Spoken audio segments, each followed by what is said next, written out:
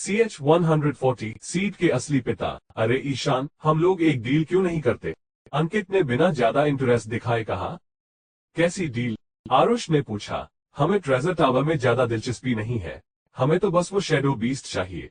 क्यों न हम सब मिलकर इस आरव को सबक सिखाएं और उसके बाद तुम लोग सिर्फ शैडो बीस्ट को कुछ देर के लिए हमें देना ताकि हम उसके पेट में से वो बोतल निकाल सके। फिर तुम लोग उसे बीस्ट केज में ले जाना और तुम्हारा मिशन पूरा हो जाएगा, अंकित ने कहा। ईशान और आरुष सोच में पड़ गए थे। उन्हें समझ में नहीं आ रहा था कि अंकित के दिमाग में आखिर क्या चल रहा था, लेकिन उन्हें यह भी लग रहा था कि ये डील उनके लिए बेहद फायदेमंद होगी। इससे न सिर्फ वो उस एग्जामिनेशन में टॉप कर सकते थे बल्कि उस आरव को सबक भी सिखा सकते थे। सीनियर कैंपस में पॉपुलर होने का उनका यही एक मौका था। ईशान ने अंकित और उसके साथ खड़े लड़के को देखा तो उसने मन ही मन सोचा, इन लोगों को शैडो बीस्ट नहीं चाहिए बल्कि उसके पेट में से कुछ चाहिए। हाँ, मुझे याद आया, आरव ने किसी खास झील के पानी की बात की थी जो उस शैडो बीस्ट ने निगल लिया था। ईशान, हमारे बीच की लड़ाई हम बाद में भी सुलझा सकते हैं, लेकिन अच्छा होगा अगर तुम अभी यहाँ से चले जाओ। ये लोग शैतान नगरी के आदमी हैं, आरव ने अंकित और प्रवीण को घूरते हुए कहा। शैतान नगरी? ईशान चौंक गया था। उसने फिर से अंकित और प्रवीण की तरफ देखा। बकवास, एकदम बकवास। तुमने उस मैजिक बैटल में मेरी जान ही ले ली थी। क्या तुम्हें इतना भी अंदाजा नहीं था कि जितने लोगों को तुम गुस्सा दिला रहे हो वो एक दिन तुमसे जरूर बदला लेंगे? बताओ, अब तुम्हें डर क्यों लग रहा है? इसीलिए तो तुम शैतान नगरी कह रहे हो न? अंकित ने आरव को ताना मारते हुए कहा। ईशान और आरुष पहले ही आरव से नफरत करते थे और उसके बारे में यूनिवर्सिटी की सारी गॉसिप जानते थे। उन्हें लगता था कि शैतान नगरी का इससे कोई लेना देना नहीं था और आरव खुद को बचाने के लिए ऐसी कहानियां बना रहा था। आरव को भी ये पता था कि आरुष और ईशान उस पर भरोसा नहीं करेंगे, इसलिए वो उनका सामना करने के लिए तैयार था। इसके साथ ही बीते कुछ मिनटों में अंकित और प्रवीण के पीछे कई सारे लोग आ गए थे। इस बार आरव के दुश्मन बहुत ज्यादा थे। वहां लगभग 10 लोग मौजूद थे। सबके सब इंटरमीडिएट मैजिक करने में एक्सपर्ट थे। आरव के लिए एक साथ उन सबका सामना करना बेहद मुश्किल था, लेकिन आरव फिर भी खुश था। अंकित ने अपनी बातों से खुद की पहचान साफ कर दी थी। पिछली बार तो आरव ने उसे जिंदा छोड़ दिया था, लेकिन इस बार ऐसा कुछ करने का उसका कोई इरादा नहीं था। अगर उसका अंदाजा सही था तो विराट ने अंकित का ही पीछा किया था। आरव ने तय कर लिया था कि भले ही उसे इन लोगों का सामना अकेले करना पड़े, लेकिन वो पीछे नहीं हटेगा। आमतौर पर उसकी शक्ति इन सारे इंटरमीडिएट मैजिशियंस को मिलाकर कम थी, लेकिन निशाचर जाल में उसके शैडो एलिमेंट की शक्ति बढ़ गई थी और उसके बाकी एलिमेंट्स की शक्ति भी कम नहीं हुई थी, जबकि उसके सारे दुश्मनों की शक्ति इस निशाचर जाल के कारण कम हो गई थी। वो इन लोगों के बारे में ज्यादा नहीं सोचना चाहता था। अभी उसे अपना मिशन पूरा करना था और उन शैतान नगरी के प्यादों का पर्दाफाश करना था। इसलिए वो मुड़ा और अपने सबसे पास की बिल्डिंग की तरफ भागने लगा। ईशान, आरुष, अंकित और प्रवीण ने भी कभी नहीं सोचा था कि आरव इतना डरपोक निकलेगा। न सिर्फ वो वहां से भागा, बल्कि भागते भागते चिल्ला भी रहा था। अगले ही पल वो सारे लोग भी उसके पीछे पीछे भागने लगे। आज वो किसी भी कीमत पर उसे नहीं छोड़ना चाहते थे। आरव भागने के लिए अपनी फर्स्ट लेवल शैडो स्पेल का इस्तेमाल कर रहा था, इसलिए उसकी रफ्तार बाकी लोगों से बहुत तेज थी। लेकिन आरुष और प्रवीण दोनों ही विंड एलिमेंट यूजर थे और उसका पीछा तेजी से कर रहे थे। ईशान और अंकित अपने मैजिक इक्विपमेंट का इस्तेमाल कर रहे थे। बाकी के बचे 6 लोगों में एक और विंड एलिमेंट यूजर था जो इन सब के ठीक पीछे ही था। ऐसा लग रहा था कि वहां कोई चूहे बिल्ली का खेल चल रहा हो। बिल्डिंग में जाते ही आरव को कुछ सीढ़ियां दिखी। वो उन पर चढ़ने ही वाला था कि तभी उसके चारों तरफ का तापमान अचानक से कम हो गया। आरव को ऐसा लग रहा था कि किसी ने उसके ऊपर बर्फ वाला ठंडा पानी डाल दिया था। जब उसने पीछे मुड़कर देखा तो बर्फ की 4 से 5 जंजीरें सीधा उसकी तरफ हमला करने के लिए बढ़ रही थी। इन जंजीरों को कंट्रोल करने वाला कोई और नहीं बल्कि ईशान था और उसके चेहरे पर एक शैतानी हंसी आ गई थी। ईशान एक अर्थ मैजिशियन भी था और अपने मैजिक बूट्स और प्राइमरी मैजिक की मदद से वो सबसे पहले आरव के पास पहुंच गया था। आज मैंने ठान लिया है कि मैं आरव को उसके किए की सजा देकर ही रहूंगा। अब देखते हैं तुम कहां बचकर भागते हो। मुझे तो लगा था तुम बहादुर हो, लेकिन तुम तो डरपोक निकले जो यहाँ से भाग रहे हो, ईशान ने कहा। जैसे ही ईशान ने अपनी बर्फ की जंजीरों से आरव पर हमला किया, वहां सीढ़ियों में एक बहुत बड़ा गड्ढा हो गया। अजीब बात है, ये आरव कहाँ गया? निशाचर जाल के नीचे अंधेरी भूलभुलैया में ईशान को ऐसा लगा था कि उसने अपनी बर्फ की जंजीरों से आरव को पकड़ लिया था, लेकिन अब तो उसे आरव की परछाई भी नजर नहीं आ रही थी। तभी आरुष अपने विंड टनल से आया और बोला, वो पक्का अंदर भाग गया होगा। हमें उसे शैडो बीस्ट को बीस्ट केज में डालने से रोकना होगा। नहीं तो हमारी सारी की सारी मेहनत बर्बाद हो जाएगी। ये बिल्डिंग बड़े बड़े पत्थरों से बनाई गई थी। यहाँ पर सिर्फ मैजिकल बीस्ट को रखा जाता था, इसलिए एक अर्थ मैजिशियन ने ही खुद इसे बनाया था। अगर ये टूट भी जाती तो इससे किसी को ज्यादा फर्क नहीं पड़ता। बिल्डिंग के सबसे अंदरूनी हिस्से में एक बीस्ट आयरन केज था और इस बार स्टूडेंट्स के एग्जामिनेशन के खत्म होने की जगह भी यही थी।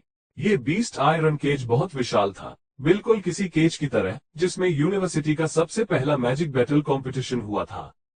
इस बीस्ट केज की ऊंचाई लगभग 20 मीटर थी और इसे देखकर ऐसा लग रहा था कि ये लोहे से बना हुआ था और इसमें थोड़े से जादू का भी इस्तेमाल हुआ था। ये इतना मजबूत था कि कमांडर क्लास मैजिकल बीस्ट भी इस बीस्ट केज से बाहर नहीं निकल सकते थे। ये बिल्डिंग भी निशाचर के अंदर ही थी, लेकिन यहाँ इतना ज्यादा अंधेरा नहीं था क्योंकि ये उसकी सीमा पर थी।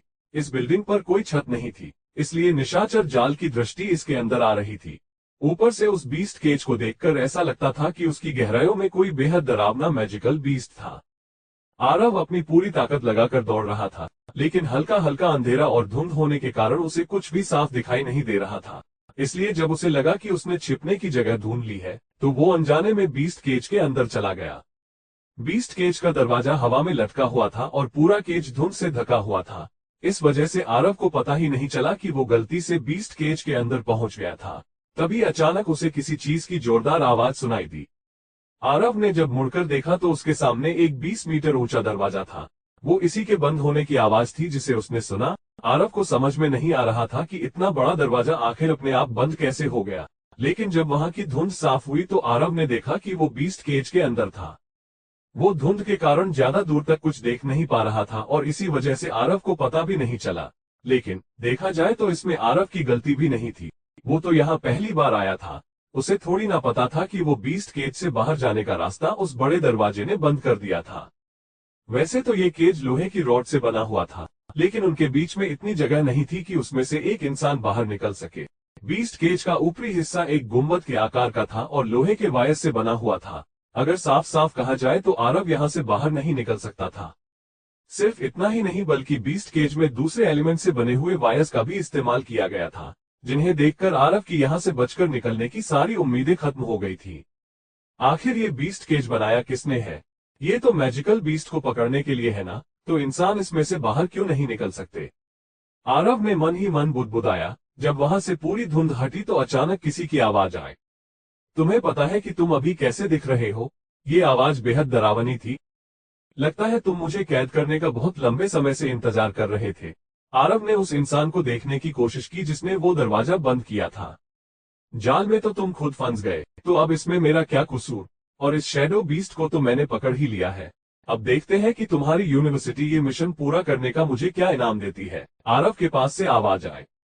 आरव ने मुड़कर देखा तो उसे एहसास हुआ कि एक इंसान बीस्ट केज के बाहर सीढ़ियों के पास खड़ा था। वो एक मुखौटा पहने हुए था जिससे उसका आधा चेहरा ढका हुआ था। उसकी सिर्फ एक आंख ही दिखाई दे रही थी और उनमें बहुत गुस्सा था। कौन हो तुम? आरव ने बीस्ट केज में आगे बढ़कर पूछा। तुम मुझे नहीं पहचानते? क्या तुम वाकई में मुझे नहीं पहचानते? हाँ हाँ हाँ हाँ हाँ हाँ, वो मुखौटे वाला इंसान जोर जोर से हंसने लगा। उसकी आवाज में नफरत साफ सुनाई दे रही थी। तुम्हारी आवाज तो जानी पहचानी सी है, सुनने में तो किसी की तरह है। अपना ड्रामा बंद करो। पिछली बार तुम्हारी किस्मत अच्छी थी कि तुम्हें संजीवनी भूमि से भागने का मौका मिल गया, लेकिन इस बार तुम पछताओगे कि मैंने तुम्हें पिछली बार ही क्यों नहीं मार दिया, मुखौटे वाले इंसान ने जोर से चिल्लाकर कहा। अब तुम ऐसा कह रहे हो तो मैं मान लेता हूँ कि मैं तुम्हें जानता हूँ और मैं तुम्हें एक एडवाइस दूंगा। किसी अच्छे डॉक्टर से अपनी प्लास्टिक सर्जरी करवा लो, तुम्हारी आधी परेशानी तो ऐसे ही हल हो जाएगी। और वैसे भी जब तुम 10 साल तक किसी और के बेटे बनकर रह सकते हो तो फिर अपनी प्लास्टिक सर्जरी कराने में भी तुम्हें कोई परेशानी नहीं होगी। आरव ने सीड को ताना मारते हुए कहा। जल्दी ही तुम अपने घुटनों पर गिरकर मुझसे अपनी जिंदगी की भीख मांगोगे, सीड ने नफरत भरी आवाज में कहा। सीड, मेरे पास एक सवाल है, आरव ने एक झूठी मुस्कान के साथ कहा।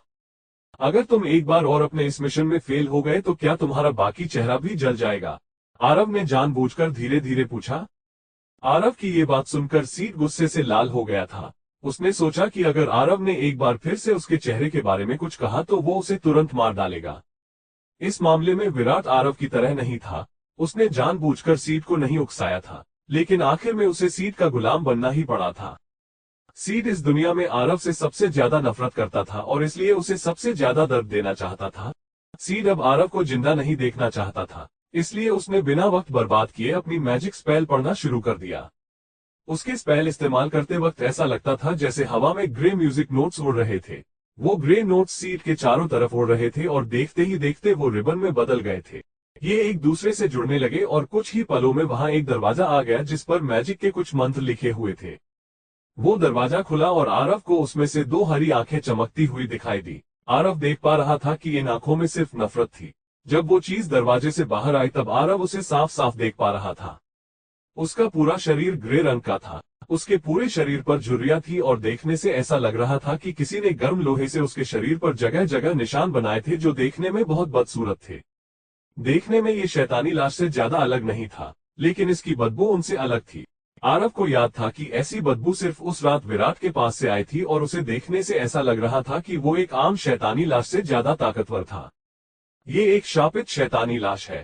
जब हम अपने कैदियों को एक झील में फेंकते हैं तो उन्हें इतना दर्द दिया जाता है कि उनके दिल में नफरत ही नफरत भर जाए। जितनी ज्यादा उनके अंदर नफरत होगी, उनकी शैतानी लाश बनने की संभावना बढ़ जाएगी। ये मेरी पहली शापित शैतान लाश थी और अब तुम बनोगे मेरी तीसरी और सबसे पसंदीदा शापित शैतानी लाश। सीड ने आरव की तरफ इशारा किया और जोर जोर से हंसने लगा। हा हा हा हा हा हा। सीड जानता था कि आरव के पास डुअल एलिमेंट थे और देखा जाए तो अगर ऐसे किसी बेहद ताकतवर मैजिशियन को शैतान नगरी की उस खास झील में फेंक दिया जाए तो उसकी शापित शैतानी लाश में बदलने की संभावना और भी ज्यादा बढ़ जाती थी, खासकर डुअल एलिमेंट वाले मैजिशियन की। आरव शापित शैतानी लाश को देखकर उसे समझने की कोशिश कर रहा था। वो अंदाजा लगा रहा था कि ये शापित शैतानी लाश वॉरियर क्लास तक पहुंच चुकी थी। आरव ये देखकर हैरान रह गया था क्योंकि उसने कभी नहीं सोचा था कि सीड भी पिछले 2 सालों में इतना ताकतवर हो गया होगा। अब सीड वो लड़का नहीं था जिसके पास महज कुछ ही शैतानी लाशें थी, बल्कि शैतान नगरी में वो और ताकतवर हो गया था और साथ ही साथ उसके पास एक शापित शैतानी लाश भी आ गई थी जो एक वॉरियर क्लास मैजिकल बीस्ट जितनी ताकतवर थी। अब उसका दर्जा बढ़ गया था। आरव ने शैतान नगरी के लोगों पर कुछ जानकारी इकट्ठा की थी जिसके हिसाब से वहां लोगों की अलग अलग रैंक होती थी। सबसे नीचे जो लोग होते थे उन्हें चेला कहा जाता था। ये आम लोगों की तरह छिपकर शैतान नगरी का काम करते थे और साथ ही साथ इसके लिए शैतानी लाशें भी दी जाती थी। इन लोगों के ऊपर सेनापति होते थे। सीड एक सेनापति था और उसके कई चेले थे जो उसके लिए अपनी जान देने को भी तैयार रहते थे। इनके ऊपर आते थे मंत्री, जो नाम विराट ने आरव को उस लकड़ी के टुकड़े पर दिया था वो शैतान नगरी के एक मंत्री का ही था। एक सेनापति होने के कारण सीड शापित शैतानी लाशों को अपना गुलाम बना सकता था जो कि आम शैतानी लाशों से कहीं ज्यादा ताकतवर होती थी।